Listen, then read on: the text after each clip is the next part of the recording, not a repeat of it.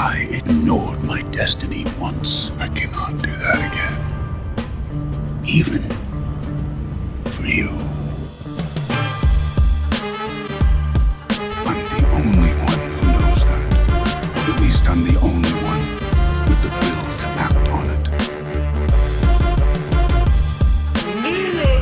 The Mad Titan Podcast with your host, Jay Washington.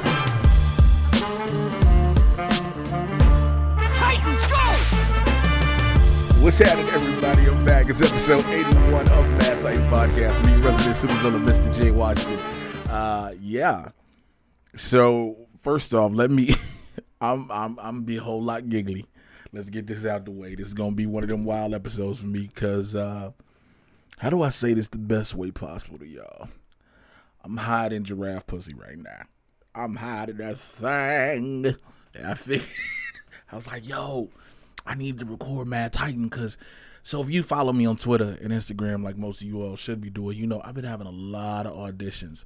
Myself and my co-host, Winston A. Marshall, between the two of us helping each other back and forth with audition self-tapes is taking up a lot of time. So it's been really difficult to get a lot of this done. Pushing blurs has been a thing and trying to get other stuff done, and I never wanted to neglect the Mad Titan Podcast. So I'm like, yo, I'm gonna do it. And so today I went out and was dealing with some stuff and had an anxiety attack, so I decided to smoke a little weed, and I was like, yo, I think I went more than little. So I was just gonna record this for the peoples, and we just gonna see what it is, man. Thank you to everybody who's been rocking with me as always. Like I said, people who know understand why there have been some lapses between the personal issues. You know, we're moving past those, but the auditions, when everything is back rolling in Hollywood now, it's one of those things where it's like, yo, I'm gonna be here. So I'm a worker, so I'm a working actor. So I got to audition and I got to be a person in front of the camera and the lights, but I still got to be this dude in front of this mic. So for those who are new to the Mad Titan Podcast, first and foremost, I'm not high every episode. Just like there are 80 other episodes where I'm not high in that thing. This just happens to be one of them. But for those who are new here, I might want to turn my phone on silent. I want to be professional somewhat if I already, since I'm high as shit.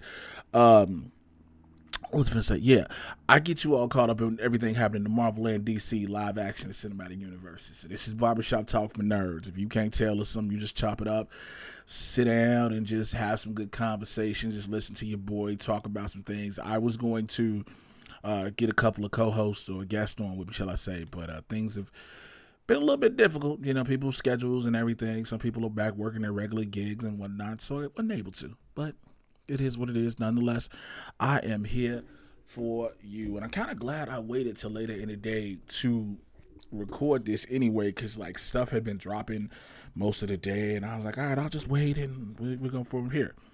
All right, so let's kick it off with some Spider-Man 3, which I believe is going to be Spider-Man Home for the Holidays or something like that, name of it. Reportedly, Willem Dafoe has been spotted on set. All right, now, if you haven't listened to the past few podcasts, you have heard me on Blurs or just in general on Twitter talking about it.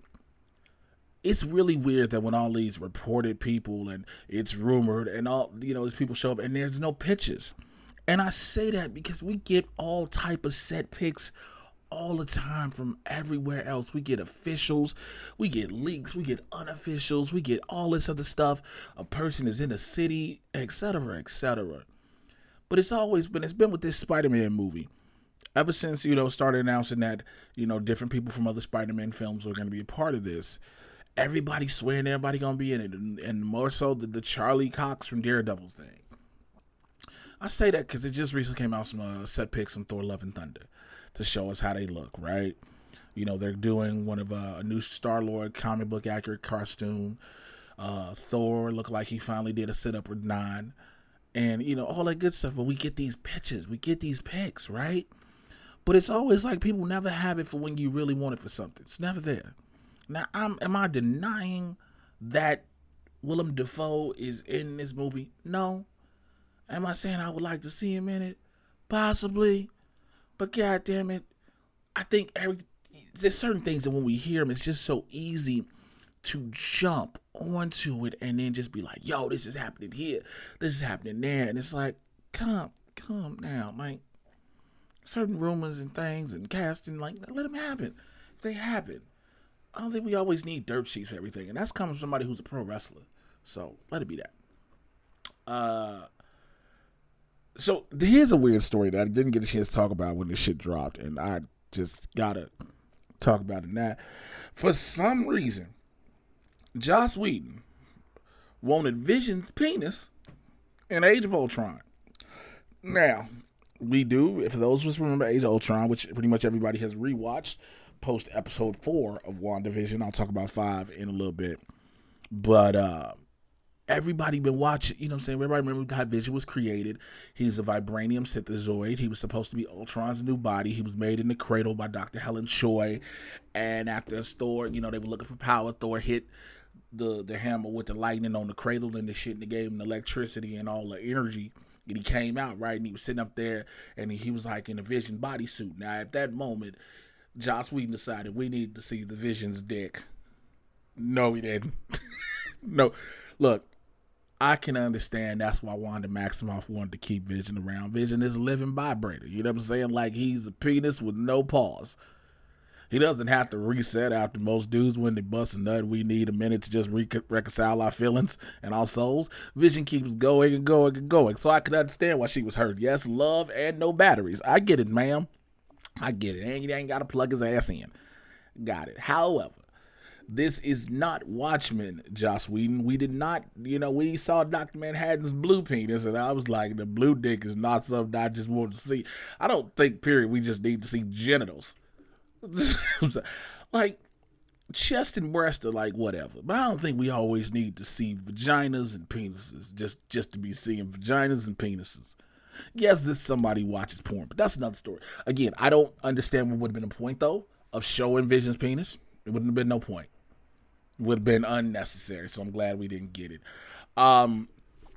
It's reported now that Don Cheadle will appear in Falcon and the Winter Soldier, and also in the Armor Wars Disney Plus series. It will focus on the death of Tony Stark, which I can see that being that now, still have companies who are trying to make their own version of the Iron Man armor. I am hoping this gives us Sam Rockwell back as Justin Hammer, if he is still in prison or not. Who knows? We ain't seen him since Iron Man 2. I get Sam Rockwell is an Academy Award winner, as a lot of people know in the MCU now. And so he might be a little bit busy, but damn it, you can film some scenes. Hopefully he ain't got to be in quarantine to do it, but let's just see that happens. It was also announced that Ryan Coogler, the director of Black Panther and who is currently working on Black Panther 2, will also be doing a Wakanda Forever series for Disney Plus. Now, this is a dope thing. Winston and I talked about this on Blurred in the Hood. The Kingdom of Wakanda is more than just Shuri, T'Challa, and what you know of in the mainstream ethos, right? We can find out more about the Border Tribe, the Mining Tribe, more about the Jabari, more about different other heroes and different legends and stuff that have come through Black Panther. It is a rich history in its story within itself, and it can build more. That's what all of these Disney Plus series are building up more to the world of the Marvel Cinematic Universe. So I'm excited for it, man. I gotta hit up my manager and my agent, get me in the room for that joint, because I will play one of the members of the Jabari who is still trying to pay child support through the mountains, but he's struggling because he can't catch enough fish during the week. Like, I figured that'd be a good role for me. I can do that. So I want to see that potentially happen. Also, this one dropped earlier today. This might not be a long episode because I'm high and I can't do a lot. I just want to get this out to y'all. I'm so tweaking. I'm tweaking right now. I'm drinking Arrowhead sparkling water and reading off this, and I'm like, yo, this is trippy. Blade, the upcoming Blade MCU movie starring Mahershala Ali now has a writer. Marvel Studios has tapped Watchmen writer Stacey Ossie Kufor. She's been tapped to write Blade. So we don't know what the story is yet. Many people, still have the hold on to Wesley Snipes being Blade, and some are like, yo, you can't do this movie without Wesley not being involved. And I think it's pretty much a given that Wesley Snipes will be involved in this movie, whether it's a cameo, some small role, something essential to the story. I think Kevin Feige then will pay respect to the man who has brought the character to the big screen and given it the legacy that it does have. So I see that we won't be without a Wesley, but I can't wait to find out what the story is going to be, how that is going to play forward into the Marvel Cinematic Universe. Again, the world of vampires. Not just, because I know some people are thinking, oh, well, what about Morbius? But Morbius is in the Sony-verse realm. Remember, Marvel is still split between Sony and Disney. Yes, the X-Men and whatnot are back over with Disney, but Spider-Man, Venom, Carnage, Morbius, all those things are over in the Sony camp and are going to be utilized, even though the films have been pushed back due to this little thing called a pandemic. But anyway, so yeah, let's see what happens with that. All right, I wanted to talk a little bit about this because my full review is up on my YouTube channel. Let's talk about episode 5 of WandaVision. If you have not seen it, by the time you hear this, there are spoilers. I'm talking about all this shit. Well, not all of it, but most of it. The rest you can see on my review. I said it months ago on this podcast. I repeated it. I said before anybody was talking about some of their sources, all that. I told you guys, Evan Peters would be in WandaVision as Quicksilver, as a version of Quicksilver. And that is exactly what we got. Now, I saw a lot of people in social media today going automatically, oh, this instantly ties the mutants into the MCU or the X-Men. It could and it couldn't. I don't think we have full enough proof yet if this opens up the door to mutants.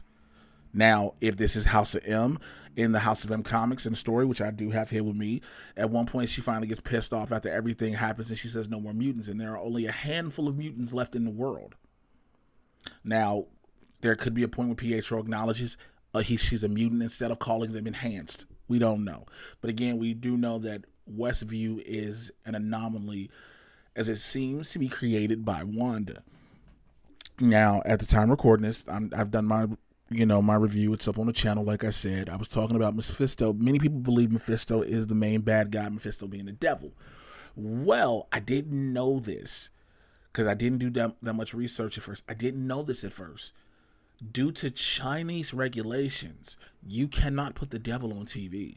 So, if Disney wanted WandaVision to play in China, Mephisto can't be a part of it. You can get Nightmare, but you cannot get Mephisto, which now, like I said in the review, and I've said before, opens up the door to potentially Dormammu, Baron Mordo, other people, but no Mephisto. So that is being who's controlling Wanda, because this isn't just Wanda doing it herself. So the thing of the mutants, Monica Rambeau, there's speculation that she might have powers that are latent already because of her being blasted through 4 walls. She broke the 4th wall to leave Westview. And the reason she survived is because of abilities and because of what her x-rays and her scans showed, this just complete light. Again, she becomes Captain Marvel or Photon, whichever one you want to call her. She does say at one point in episode 5 where she wants to go back into the anomaly to do some studying, and she needs to get a machine that can deal with the electrons, neurons, and photons. And she says she knows an aerospace engineer who may be able to help her out. Now, that has, again, opened up a world of possibilities. Could it be Reed Richards? Some people think it could be Hank McCoy. Some people even think it could be Adam Brashear. Now, if it's Adam Brashear, that's a dope addition because that's Blue Marvel, and he has never been used in the TV film realm. So I'm here for it. I'm perfectly here for it if that happens. We see the Vision is now finding out more and more about that. He realizes this isn't real. The world isn't real. Something's not right. He can't remember his life before Westview. And he wants to know what's outside of Westview. And Wanda telling him it's best he doesn't know because, of course, outside of Westview, he's dead. So if he tried to go outside the doors, the realm of the anomaly, the hex, if you will, would he exist is the question.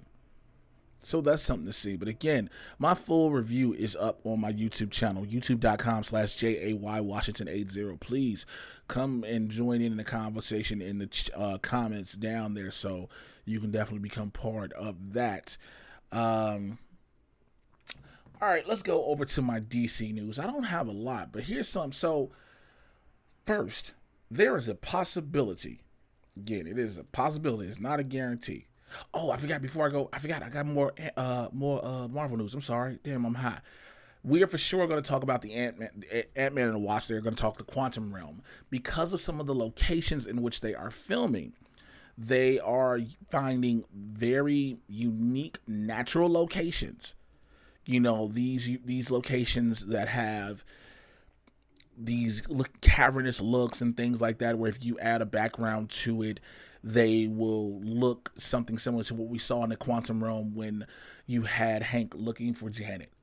So we're going to get things like that. So that was what I wanted to make sure I put in. I am still a wee bit high, and I cannot lie. So, okay, let's see. Let's go over to DC news now. Can I do that? Yeah. James Gunn has said that the movie Suicide Squad is finished, and he praised WB for being creatively amazing. Now, this speaks volumes to hear that quote because of how much we've heard of interference from the studio and editing and adding of different things and changing things around and changing the director's vision into what they envisioned the project to be. And for James Gunn to say that they worked with him perfectly speaks a lot. Now, here's some other news I heard, and this is going to tie into two stories. Number one, it is said that DC Comics is reportedly changing Black Adam's name to Shazam. Okay, this is going to be in the comics, in what he's going to go by as Shazam in the comics. This ain't a joke. There ain't no reason yet. They haven't given reason, but this is what's going to happen. People are wondering, would that all of a sudden change the Black Adam movie title and start calling it Shazam? That sounds weird. It definitely does. It sounds kind of funny, but I guess we just had to. I don't know if I can hear Shazam. Like that is Shazam. I don't want to hear The Rock go Shazam with an eyebrow raised or something. I mean, who knows? I don't know. So, speaking of Shazam, Fury of the Gods, the sequel to the movie Shazam, is currently filming, and there have been rumors that Henry Cavill's Superman would be appearing in the film. Now, let me say this. I've said months ago on the podcast that it's been reported that Henry Cavill has signed a deal to reprise his role as Superman in several films. It is not said that he will be doing a full movie as Superman, meaning there's been no Man of Steel 2 announcement. Give me a little bit and I'll send it. What am I looking for? Hey, we're doing an hour from 11 to 12. Okay. Oh, why am I reading shit? I'm so high. I'm sorry. So it was rumored that, like I said, that Henry Cavill will be signing on for like cameo appearances in movies, right? So reportedly, it got, released that Henry Cavill already did his appearance for Shazam! Fury of the Gods, and this went last night. It went crazy, right?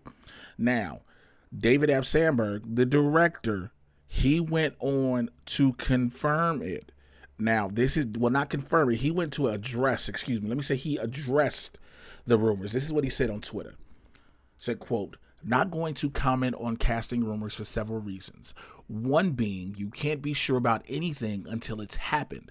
Halfway through shooting Shazam, the plan was Halfway through shooting Shazam, the plan was still for Cavill to be in it. Scoopers could have scooped that and have been right at the time, but wrong in the end," which is true. Henry Cavill probably was supposed to be in Shazam when we saw him at the very end. Instead, we just got the suit, remember? So, but with this, he doesn't confirm it. He doesn't deny it. So I guess we just got to wait and see. And again, what's wrong with that? At the end of the day, what's wrong with waiting and seeing? I get excited just like everybody else about these projects. when I hear they're coming and I hear they're fully in development and they're really happening, I get super excited. I get pumped up just like everybody else. I can't wait till we see a trailer. I can't wait till all of a sudden it gets close to seeing it. All those things, I can't. You know, when I hear certain announcements about it, I get excited too. But let's just keep it a buck. Do we always have to know everything that's happening with this movie before it happens? Whatever happened to letting ourselves be surprised? Whatever happened to allowing ourselves to just sit back and enjoy it, and whatever happens, happens. Like, if we watch, you know, again, I'll go back to WandaVision. So, yeah, the whole Evan Peters thing, when I said it, I was like, it makes sense after the acquisition. Then they're talking about multiverses. It makes sense, right?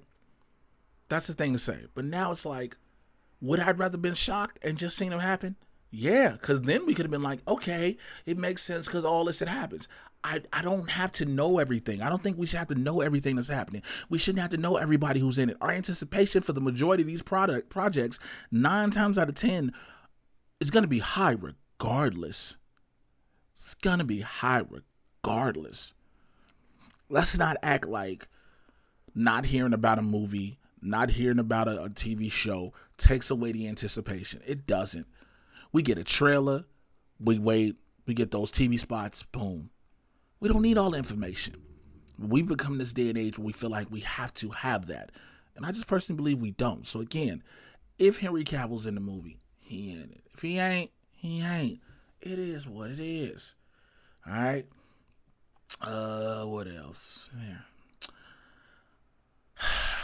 Justice League is going to be rated R. Comes out March 18th. All right, there it goes. Yes. Why do I sound like that every time I talk about this shit?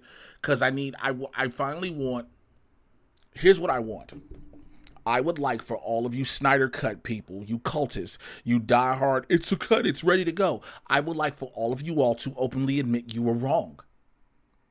Just admit you were wrong. There was never a Snyder Cut ready to go. He had to make a brand new movie. That's what I want. That's why I'm the way I am. Am I going to watch it when it drops? Yes, we know that. We're past that. Let's move on. But I need everybody to sit there and admit, to openly admit, you were wrong. There was no cut that was ready to go that just required this little thing. What happened is he had to fix his whole movie. Because the cut he had, even if he would have got visual effects only done, that was all he quote unquote needed, would have been trash. Let's just be real. He made a whole new movie.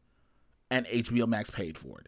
Does that mean HBO Max is going to pay for it? Because this is not a Warner Brothers thing. This is not, they're separate budgets.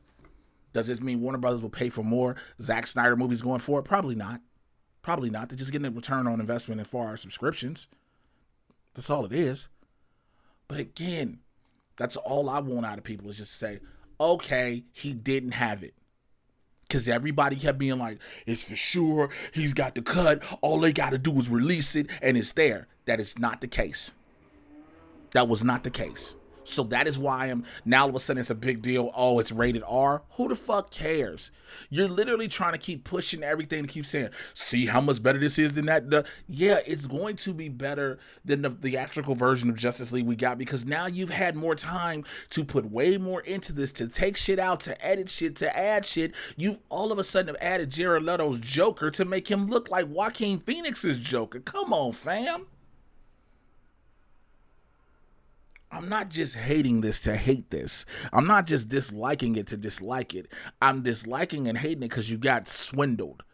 Yes, you're getting what you want in the long run, but you got swindled by it. If you want to do a good comparison, picture if Donald Trump would actually won the fucking election after having all these people put all their money into it to fight this steal, and now he keeps over $200 million of the money. It's the only difference. But that's all I'm saying. I'm going to watch it when it drops. But watch that shit in pieces, because I'm not sitting there 4 fucking hours and watching that movie. Yes, I watched 3 hours of Avengers Endgame. Why? I spent 22 movies invested to watch 3 hours of Avengers Endgame. So that was going to happen. There's no way you can argue that. There's no way you can sit there and say, oh, you shouldn't have done that. There isn't There isn't 23, there isn't 20, there isn't 10 movies I've invested in to make me want to sit down for 4 hours at one sitting to watch a movie. Again, I'm gonna watch it. Again, I'm gonna watch it from a brand new eye. Yes, I want to see this. This movie has to be a damn good movie. Also, again, as I've said before, this movie will not be the end-all, be-all, greatest cinematic masterpiece ever created. Look, yes, I'm high right now. These motherfuckers who I know gonna be like, I shed so many tears watching this. You don't get your sensitive ass the fuck on. I cried so much because I finally got this movie. Shut the fuck up. Did I cry at Avengers Endgame? Yes. Why? They built up to all that. There has been no build up to all this with Justice League. I'm gonna cry because Zack Snyder, he said I'm one of him. He retweeted me. Fuck out of here. Batman v Superman, the director's version, the 3-hour version is great. You only get it if you watch that. Fuck out of here. That's like telling me in order for me to finally get Avengers Endgame, I have to watch the 4.5-hour cut that originally they filmed to get it. And if I told y'all that was the only way you got that movie, you'd be saying the exact same thing to me. Jay, get the fuck out of here. You'd be saying that, right? So, that's just what I wanted to bring up. You know what I'm saying? Just wanted to bring that up. All right. So, Batwoman, by the way. Batwoman has been great thus far. I am loving what I am seeing from Javicia Leslie as Batwoman. I am loving the way the story is, how she is carrying it as not just to carry the mantle of being the protector of Gotham, but also getting justice for those who are not receiving it. And by that being black and brown men and women more specifically, and the LGBTQ community. I love the way they're doing this. I said it in the review again on the YouTube channel, youtube.com/JAYWashington80, that I'm hoping they do not squeeze in Kate Kane as far as bringing Ruby Rose back. Of course, they can possibly bring in a stunt double and then have her say she's too injured or whatever, but to close the chapter. But the plane crash was good enough. And again, as I said in the review, and I'll say it here on the podcast, I understand you don't want the kill our gays trope, but I don't know if that applies. So, I don't know if that applies.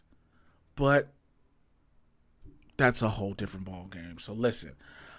All right, y'all. Let's go into, I haven't been to these in a minute. Let's go to the emails, to the Mad Titan email, madtitanpodcast@gmail.com, madtitanpodcast@gmail.com. And you can hit me up on the hotline. 818-276-6947, 818-276-6947. I'm making sure I'm looking. I got a whole bunch of, okay, those are all spam.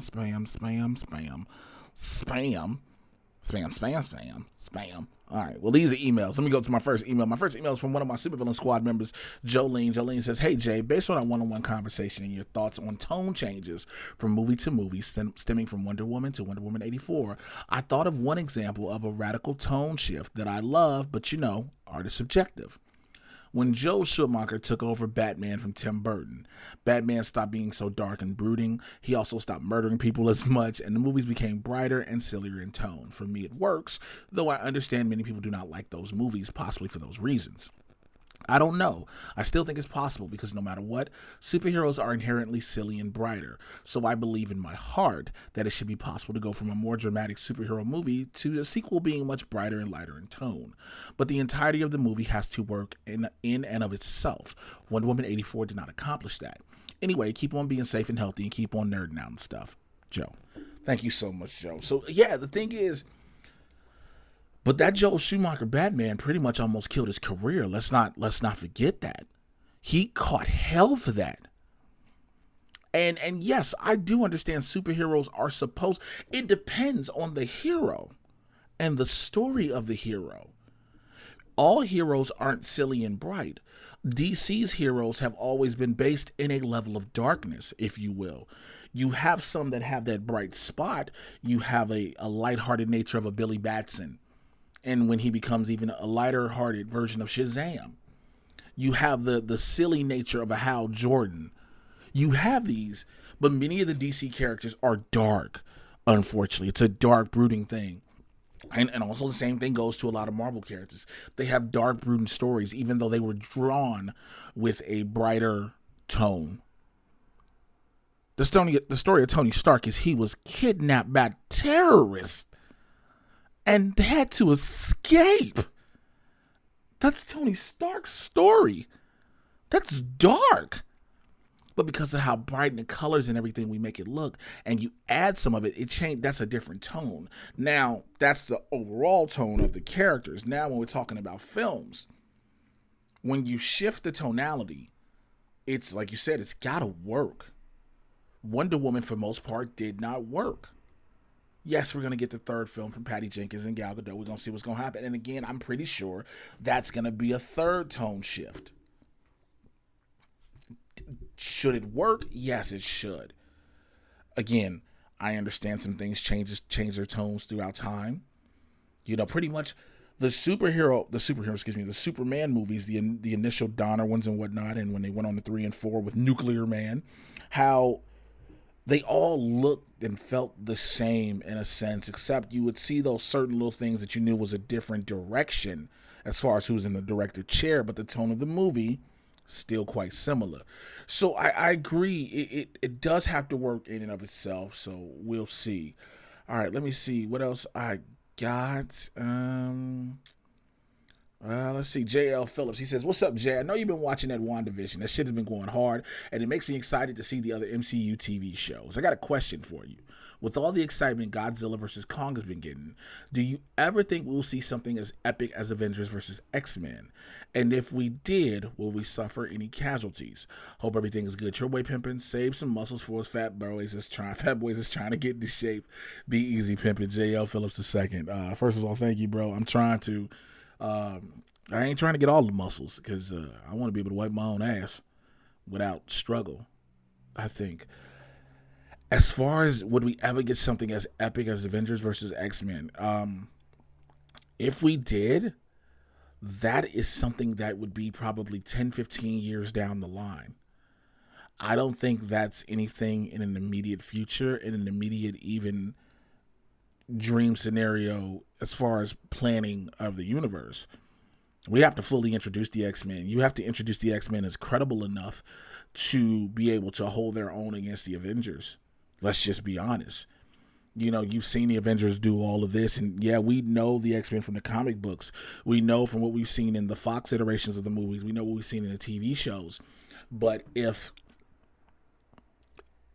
we are going to believe that this group of X-Men that just came in out of nowhere can beat our heroes that we've been riding with for a collective total of 10 years as of now, 10, 11 years in film-wise and our actual calendar years, they have to be viable. I don't know. And if we did, you would have to suffer some casualties. I don't believe you could have this big of an ass whooping of a fight and then don't. But also we kind of, granted this is not X-Men versus Avengers, but we got that infight. We got fighting already with Civil War, and there weren't casualties per se. There were injuries. I think we save casualties in these situations for like major events. So I don't know for sure, but we'd have to see. We'd have to see what that is. Let me see. Thank you again for your email. Let me see if I got anything. This is something else. That's not for that. This is about, okay, you're still reading it up as X. People just asking about other things. Okay, that's not that. COVID-19. Okay, so that is all that I have in the email, and I don't have any phone calls either. But again, you can call me at the hotline, 818-276-6947, 818-276-6947. You can also email me continually at madtitanpodcast@gmail.com, madtitanpodcast@gmail.com. I made it through this. Lord Jesus, I didn't think I was going to as high as I am. And, thank you, Father, for being with me. Thank you. Listen, again, always, I appreciate y'all for sticking with me. I just wanted to have some fun, put something out here for y'all, and have a blast. And that's what this is with the Mad Titan podcast, and thank you for rocking for episode 81. Thank you for everybody who's been supporting through Blurts in the Hood and just hitting me up on Twitter and Instagram and everywhere. And when I finally get unbanned from Facebook for cussing out racists, because I've been banned for like 30 something days, so it is what it is. But please follow me on Twitter and Instagram at Mr. J Washington, MRJAY. You should know how to spell Washington. My YouTube channel, as I mentioned twice before, youtube.com/JAY Washington 80. Blurts in the Hood every Tuesday and Thursday. youtube.com/BLERDS, the letter NTHEHOOD, myself and Winston A. Marshall, okay? And if you want to support, please join my supervillain squad on Patreon. Patreon.com/Mr. J Washington. I'm not editing this shit out. This is just raw and natural in me right now. It is what it is. So please support over there. For those who are at my one-on-one, I think I locked that out because it was getting to be so many, and I'm so grateful. But people who are supporting every month, and believe me, I know, I say this in advance always. I say this on Blurts as well. I know that many, many people are struggling throughout this pandemic. They've been without work. They are struggling trying to figure out how they're going to pay their bills, take care of their families, etc., etc. I, being myself, one of them. I understand that people are going into their own pockets to say, I want to show my love and support. And for me personally, I am grateful. I am thankful. You do not have to do that every month, and you do, and you do not know how much it means to me. I swear to God, you do not. So thank you to all of my members. Adam Collins, Alberto Rios, thank you for being in my one-on-one squad. Adelia Chamberlain, Elias, Ashley King, AZ Badfish, Marlon, thank you for being at the one-on-one level. Brock Severson, Brian Lawson, Chauncey Woodson, the homie at the one-on-one level. Cheryl Corbin, Christopher Conley, Dan Bimke, David Adams, Deflated Brady, Deontay Clemens, Edward Wilshire, Fanboy Cantina, Fillmore Pockets, Fred Castillo, Hillary Mullins, Jay Guy Cavetta, James Robbins, Jared Simpson, Jason Inman, Jeffrey Chad Dorn, Jim Mason, Jim Payne, thank you for being at that one-on-one level. Jolene, thank you as well for being at the one-on-one level. Justin Square, Kenneth Daisy, Kirsty Oliveria, LK, Luis Torres, thank you so much also for being at the one-on-one level. Marcus Kennedy, Marcus Burton, Mike Moore, Mikey Lito, Paisley Darts, Patrick Harden, Quentin Milrow, Randy Constance, and Rudy Rueda, thank you both for being at the one-on-one level. Samir Tesfaye and Travis Earl, I am grateful for each and every one of you all. Thank you so much. I appreciate it a million. Again, I will be back next week. Hopefully there's so many freaking auditions and everything, but I'm trying to get it. So take care, everybody. I'll holler at y'all later. I'm out. Bye.